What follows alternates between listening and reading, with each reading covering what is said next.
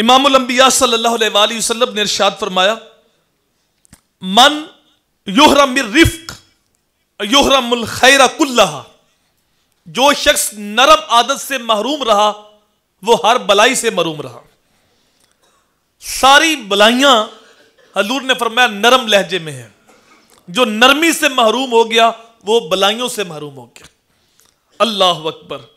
تو اللہ تعالیٰ کی بارگاہ میں نرمی کا سوال کیا کرو کہ اللہ تعالیٰ ہماری عادات کو اچھا کر دے اور طبیعت کو نرم کر دے، یہ ہمیشہ دعا مانگتے رہا کرو۔ آگے میرے حضور نے ارشاد فرمایا الکلمۃ طیبۃ صدقہ، میٹھا بول صدقہ ہے۔ تمہارے پاس صدقے کے لیے کچھ نہیں تو کسی کے ساتھ میٹھا بول بول دو، کسی کے دل کی ڈارس بندھا دو، کسی کے ساتھ جو ہے وہ حوصلہ افزائی کا جملہ بول دو، اللہ تمہیں صدقے کا ثواب عطا فرمائے گا۔ میٹھے بول صدقہ ہے۔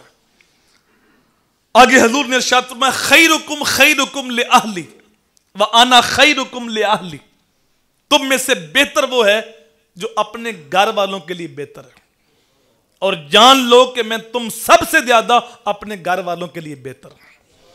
دیکھو باہر بندہ اگر کسی سے ہنس ہنس کے ملتا ہے تو اس کی کاروباری مجبوری ہو سکتی، اس کی سیاسی مجبوری ہو سکتی، لیکن کسی کا اصلی روپ تب سامنے آتا ہے جب وہ اپنے ماتحت لوگوں میں ہوتا ہے، اپنے گھر میں ہوتا ہے، بیوی بچوں میں ہوتا ہے، اپنے نوکروں میں ہوتا ہے، اس کا اصلی روپ سامنے آتا ہے۔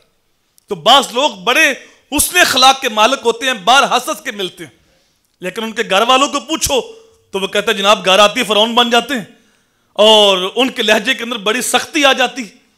تو بہتر وہ بندہ ہے جو اپنے گھر والوں کے لیے بہتر ہے، اور میرے حضور نے فرمایا میں تم سب سے زیادہ اپنے گھر والوں کے لیے بہتر۔ اللہ اکبر۔